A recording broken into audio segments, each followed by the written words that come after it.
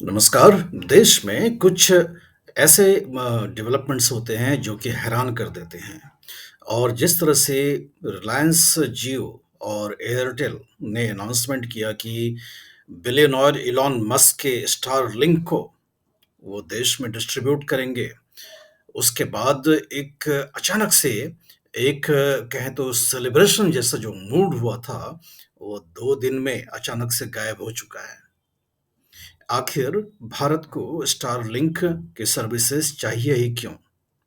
सबसे पहले हम जान लें कि अश्विनी वैष्णव जो केंद्रीय मंत्री हैं, मिनिस्ट्री ऑफ इंफॉर्मेशन टेक्नोलॉजी और रेलवेज के भी, उन्होंने एक शानदार सा ट्वीट पोस्ट किया, स्वागत करते हुए इलॉन मस्क के स्टारलिंक का, और अगले ही दिन उस पोस्ट को डिलीट भी कर दिया। 1 दिन लग गया उनको समझ में आने के लिए कि बहुत जल्दबाज़ी कर दिया था उन्होंने इलॉन मस्क के स्टारलिंक का भारत में आने का स्वागत। पहला बात ये कि भारत में अब तक कोई पॉलिसी नहीं है जिसके तहत सैटेलाइट कम्युनिकेशन में कोई कंपनी प्राइवेट आ सकता हो। तो आज के तारीख में कैबिनेट ने, ये भारत सरकार ने कोई भी पॉलिसी अप्रूव नहीं किया है। और भारती एयरटेल और रिलायंस जियो ने भी जो अपना मीडिया स्टेटमेंट जारी किया है, उसमें ये कहा कि जब भविष्य में सरकार कोई नीति बनाएगी, तब उस नीति के तहत वो स्टारलिंक के प्रोडक्ट्स को डिस्ट्रीब्यूट करेंगे भारत में। तो एक और प्रश्न खड़ा होता है कि जब भारत सरकार ने नीति बनाई ही नहीं है, भविष्य में नीति बनाएगी, तो ये अनाउंसमेंट करने की जल्दबाजी क्या थी? क्यों अनाउंसमेंट किया? जब भारत में स्टारलिंक का सर्विसेज लॉन्च हो ही नहीं सकता है अभी आज के तारीख में, तो आपने ये पार्टनरशिप किया ही क्यों? पहला सवाल ये। हम इन सवालों के उत्तर खोजने से पहले ये बता देना चाहते हैं कि स्टारलिंक के खिलाफ वैश्विक जगत में एक बड़ी आवाज उठ रही है। जिस तरह से वैश्विक जगत में जियोपॉलिटिक्स में इलॉन मस्क और डोनाल्ड ट्रंप की जो भूमिका बनी है, उसके बाद सैटेलाइट कम्युनिकेशन में किसी एक अमेरिकन कंपनी का दबदबा हो जाए, तो उससे क्या रणनीतिक सामरिक महत्व के परिणाम हो सकते हैं, उसके ऊपर वैश्विक जगत में चिंता हो रही है। सबसे पहले हम बात कर ले यूरोप का। यूरोप में अभी ब्रुसेल्स में मीटिंग हुई और ये जो बड़ी एक बात निकल कर के आ रही है कि यूरोप को बहुत ही जल्द से जल्द स्टारलिंक से मुक्ति पा लेना चाहिए। यूरोप भी स्टारलिंक की तरह सैटेलाइट कम्युनिकेशन के लिए एक प्रोग्राम पर काम कर रहा है जिसका नाम है आइरिस, IRIS। इस आइरिस का उम्मीद कर रहे हैं जर्मनी और बाकी देश यूरोप में कि 2029 या 30 तक ऑपरेशनल हो जाएगा। और आवाज उठ रही है जैसे कि जर्मनी में ग्रीन्स पार्टी है, उनके जो नेतृत्व हैं वो कह रहे हैं कि जितना जल्दी हो सके American company space x, Elon Musk billionaire के स्टारलिंक से यूरोप को आजाद हो जाना चाहिए। एक तो हमने यूरोप का परिदृश्य बता दिया। अब दूसरे सवाल पर हम आते हैं। पहला सवाल तो ये था कि जब भारत सरकार ने कोई नीति बनाई ही नहीं है कि स्पेस कम्युनिकेशन टेक्नोलॉजी में टेलीकम्युनिकेशन के कंपनी कैसे काम करेंगे, तो भारतीय एयरटेल और रिलायंस जियो ने ये घोषणा किया क्यों? दूसरा सवाल ये कि जितनी भी कम्युनिकेशन की कंपनियां होती हैं, जो टेलीकम्युनिकेशन की कंपनियां होती हैं, जो इंटरनेट सर्विसेज देते हैं, अमूमन नेचुरल कोर्स में स्वाभाविक रूप में सारा डेटा उनके यूज़र का उनके पास पहुंच जाता है, उनके पास यूज़र्स के डेटा आ जाते हैं। आज के तारीख में जितने भी भारत में टेलीकम्युनिकेशन की कंपनी हैं, वो भारत के नीति के तहत काम कर रहे हैं और भारत के रूल ऑफ लॉ के तहत वो ऑपरेट करते हैं। तो अगर हम देश में 2 बड़ी कंपनियों को देखें, रिलायंस और जियो, तो भारती और एयरटेल तो दोनों ही देशी कंपनियां हैं। हालाँकि एक तीसरी कंपनी वोडाफ़ोन जो कि इंग्लैंड की कंपनी है, उनका भी जॉइंट वेंचर इंडिया के ही एक कंपनी के साथ है जो कि आदित्य बिरला समूह के साथ है और जो हमारा सरकारी कंपनी है वो बीएसएनएल भारत संचार निगम लिमिटेड और उसके साथ में मुंबई और दिल्ली में काम करने वाला एमटीएनएल। तो इतनी सारी कंपनियां जो हैं वो हमारे लगभग देशी हैं, देश के नियमावली के तहत काम करते हैं। जो भी डेटा होता है यूजर्स का वो बाहर लेकर जा नहीं सकते हैं, वो देश में ही स्टोरेज होता है और जो देश का प्रिवेसी लॉ है, निजता का जो कानून है उसके कंप्लायंट हैं। अगर ये स्टार लिंक इंडिया में ऑपरेट करे तो हमारा तो यूजर्स का जो डेटा है वो तो सारा का सारा अमेरिका चला जाएगा। आज के तारीख में ही जो सोशल मीडिया प्लेटफॉर्म है एक्स या फेसबुक, वो किस तरह हमारे यूजर डेटा का उपयोग करते हैं उसके ऊपर काफी सवाल खड़ा हो रहे हैं और पिछले साल हमने देखा था कि संसद का जो स्टैंडिंग कमेटी है आईटी के ऊपर, उसके ऊपर गहन चर्चा इस विषय पर हो चुकी है। दूसरा सवाल ये था कि यूजर्स के डेटा का निजता प्रिवेसी राइट का क्या होगा, उनके प्रोटेक्शन का क्या होगा, डेटा प्रोटेक्शन का क्या होगा, ये दूसरा सवाल है। अब हम एक और संदर्भ देते हैं कि ये जो स्टारलिंक है ये क्या काम करता है। Low earth orbit satellite, LEO satellites इन्हें कहते हैं। ये धरती से 2000 किलोमीटर की ऊंचाई पर ये सैटेलाइट्स प्लेस किए जाते हैं जो कि धरती का राउंड करते रहते हैं और इलॉन मस्क की जो कंपनी है स्पेस एक्स, उसके पास 6750 लो अर्थ ऑर्बिट सैटेलाइट्स हैं।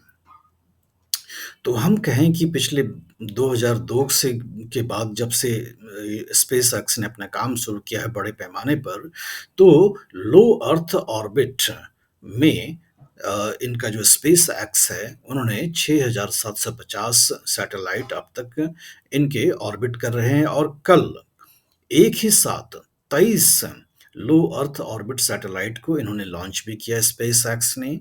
तो इस तरह से हम जानते हैं कि स्पेस एक्स का डोमिनेशन है सैटेलाइट कम्युनिकेशन में पूरे वैश्विक जगत पर, क्योंकि इन्होंने एक बहुत बड़ा लीड ले रखा है स्पेस एक्सप्लोरेशन में बहुत पहले से। अब स्पेस एक्स का ये भी दावा है कि 2029 या 2030 तक ये ह्यूमंस को मार्स, मंगल ग्रह पर भी भेज देंगे, ऐसा दावा कर रहे हैं। तो स्पेस एक्सप्लोरेशन में इनका काफ़ी ज़्यादा एडवांसमेंट है। लेकिन हम लौट करके आते हैं लो अर्थ ऑर्बिट सैटेलाइट्स।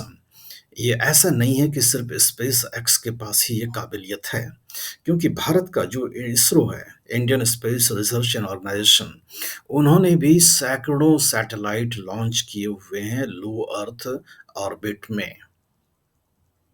और सिर्फ देश के ही नहीं, इसरो ने साउथ कोरिया, जापान और कई सारे देशों के भी सैटेलाइट लो अर्थ ऑर्बिट में प्लेस किए हुए हैं। देश दूसरे देशों की भी छोड़िए, आप कई सारे जो स्टार्टअप हैं देश के, उन स्टार्टअप ने भी कई सारे सैटेलाइट लॉन्च किए हैं जो कि लो अर्थ ऑर्बिट में प्लेस किए गए हैं, जो कि सैटेलाइट कम्युनिकेशन में काम कर रहे हैं। तो तीसरा बड़ा सवाल ये, जब ये टेक्नोलॉजी एक्सक्लूसिव नहीं है अमेरिका के लिए, ये टेक्नोलॉजी सबके पास मालूम है और सबके पास ये क्षमता है लो अर्थ ऑर्बिट में सैटेलाइट प्लेस करने के लिए और उसके माध्यम से ही ये कम्युनिकेशन होना है। तो इतनी बड़ी क्रिटिकल कम्युनिकेशन टेक्नोलॉजी के लिए कोई भारत या कोई भी देश जिसके पास स्पेस की क्षमता है वो अमेरिका पर क्यों निर्भर करे? और वो भी ऐसे समय में जबकि पिछले 10 सालों से हम ये सुनते आ रहे हैं कि डिफेंस रक्षा के क्षेत्र में, स्पेस के क्षेत्र में आत्मनिर्भरता एक बहुत बड़ा एजेंडा है सरकार का। अगर आत्मनिर्भरता है तो फिर अमेरिकन स्टारलिंक क्यों आए देश में?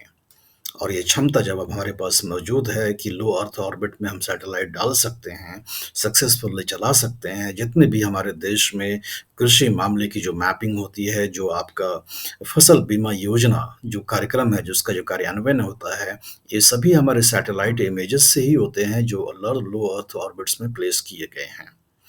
तो क्यों नहीं भारत इस टेक्नोलॉजी पर ज़्यादा काम करे, एक्सपर्टाइट करे और त्वरित गति से और भी ज़्यादा लो अर्थ ऑर्बिट में सैटेलाइट रखे और जो हमारी जो स्टार्टअप कंपनियां हैं, उनको प्रोत्साहन दे, उनको एनकरेज करे कि वो आगे बढ़ कर के आएँ और इसमें ज़्यादा हिस्सेदारी लें।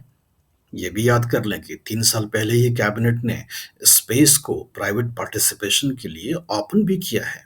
जब निजी कंपनियों की हिस्सेदारी के लिए, भागीदारी के लिए आपने ओपन कर ही दिया है, पॉलिसी बना ही दिया है, तो क्यों नहीं उनको बढ़ावा दें, इसके बजाय कि अमेरिकन कंपनी को देश में बुलाएँ।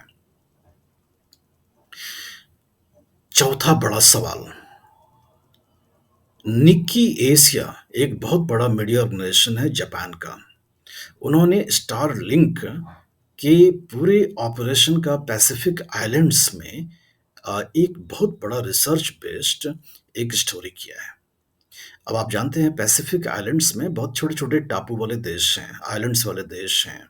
उसमें एक न्यू देश है जहाँ की सरकार ने कहा है कि अगर कोई भी स्टारलिंक का सर्विस यूज़ करता हुआ पाया जाएगा, तो उसे अरेस्ट कर लिया जाएगा और 3 हफ्ते तक जेल में डाल दिया जाएगा। 3-4 ऐसे देश हैं जहाँ की स्टारलिंक के सर्विसेज़ का यूज़ करने पर मनाही है। ये जो एक मैं रिपोर्ट पढ़ के बताता हूँ, न्यू न्यू आइलैंड है, छोटा-सा देश है, आइलैंड देश है पैसिफिक आइलैंड्स में। वहाँ कहता है Starlink is illegal on the island, operating it comes with penalties including a 3 month stay in news prison. इसके बाद हम ये भी देखते हैं, इन्होंने इस रिपोर्ट ये रिपोर्ट ही कहता है कि जो देश ने अपने टेलीकम्युनिकेशन सेक्टर में काफ़ी ज़्यादा इन्वेस्टमेंट कर दिया है, हज़ारों, लाखों करोड़ रुपए का, उनका क्या होगा? क्योंकि स्टारलिंक आप जानते हैं कि करीबन 12% सस्ता होता है, बाकी जो कन्वेंशनल टेलीकम्युनिकेशन सर्विसेज़ हैं और सर्विसेज़ भी फ़ास्ट होते हैं, इंटरनेट कनेक्टिविटी भी फ़ास्ट होता है, बाकी जो आपका 4G, 5G है उससे भी फ़ास्ट होता है और भारत सरकार इस वक़्त 6G लॉन्च करने में लगा हुआ है, 125 देशों के साथ सहभागिता भी कर रहा है इतने बड़े पैमाने पर। तो इतना बड़ा पैमाने पर जो इन्वेस्टमेंट टेलीकॉम सेक्टर में कर रखा है, क्या उसके ऊपर भी कोई आँच आएगा स्टारलिंक के आ जाने की वजह से? ये भी एक सवाल है जिसका उत्तर जो एक्सपर्ट्स हैं वो अभी तलाश कर रहे हैं और उनका उत्तर प्राप्त नहीं हुआ है। ये जो निक्की एशिया है जिसके रिपोर्ट का हमने हवाला दिया, उन्होंने एक कोट किया है ऑस्ट्रेलियन नेशनल यूनिवर्सिटी के रिसर्चर सिंथिया महबूब को। सिंथिया महबूब को कहते हुए हैं कि अगर आप स्टारलिंक जैसे कंपनियों पर डिपेंड करते हैं तो विम्स एंड फैंसीज वाले जो लोग हैं जैसे कि इलॉन मस्क हैं जिनका कोई पता नहीं कि आज क्या करेंगे कल क्या करेंगे और डोनाल्ड ट्रंप जिनकी नीति स्थिरता के बारे में किसी को विश्वास नहीं है, कहीं ना कहीं अपनी संप्रभुता या अपनी ऑटोनॉमी बिजनेस सेक्टर में टेलीकम्युनिकेशन सेक्टर में आप इन लोगों के ऊपर निर्भर कर जाएंगे। महबूब कहते हैं कि quote, implications for data security and privacy will become a big question going forward because you have got an entity like Musk with his whims and you have got his very close connection to President Trump, unquote. अब ये जो Japanese media है, एक और देश है Pacific islands में, उसका नाम है वनवातु। वनवातु एक छोटा-सा देश है पैसिफिक आइलैंड्स में, वहाँ की जो सरकार है, उन्होंने भी अपने लोगों को वार्निंग दिया है और थ्रेटन किया है स्टारलिंक को भी कि उनके जितने भी इक्विपमेंट्स हैं, सारे क जब्त कर लिए जाएँगे अगर वो देश में प्रवेश करना चाहते हैं। एक टोंगा देश है पैसिफिक आइलैंड्स में, उसके बारे में ये मीडिया लिखता है quote, Tonga previously ordered the company जो स्टारलिंक है to cease operations on its territory. इसके बाद एक समोआ कंट्री है, समोआ भी एक छोटा सा देश है पैसिफिक आइलैंड्स में, उसके बारे में ये मीडिया कहता है Samoan authorities warned that Starlink posed risks to public safety, national security and the integrity of Samoa's telecommunications infrastructure। ये जापान के निक्की एशिया ने अपने रिपोर्ट में किया है और 3 देशों का हमने हवाला दे दिया जो इस मीडिया ने कहा है, एक समोआ आइलैंड, एक नियो और दूसरा वनवातु। तो इस तरह से हम देखते हैं कि बहुत सारे सवाल हैं जो स्टारलिंक से जुड़े हुए हैं जिनके उत्तर हमारे पास प्राप्त नहीं हुए हैं। एक और बात, भारत संचार निगम लिमिटेड की रिवाइवल पर सरकार बहुत करोड़ों रुपए खर्च कर रहे हैं। उनके इंफ्रास्ट्रक्चर, उनकी ताकत, उनकी क्षमता को बढ़ाने के लिए उनका क्या होगा? क्या उनके ऊपर असर आएगा स्टारलिंक के देश में आ जाने की वजह से? बहुत सारे सवाल हैं जिसके उत्तर अभी मिल नहीं पा रहे हैं और देश में नीति है या नहीं नीति है, कैसे चर्चा करी गई, किस तरह से चर्चा की गई, किन से चर्चा की गई, स्टेक होल्डर से कब बात किया, कैसे बात किया, स्टारलिंक को भारत में क्यों इतनी जल्दबाजी में ले लाया जा रहा है, ये एक गंभीर विषय है। इसके बारे में आपके जो अपने विचार हैं वो लिख करके बताएं। वीडियो का लिंक अपने दोस्तों और रिश्तेदारों के साथ साझा भी करें और चैनल को सब्सक्राइब भी करें। धन्यवाद।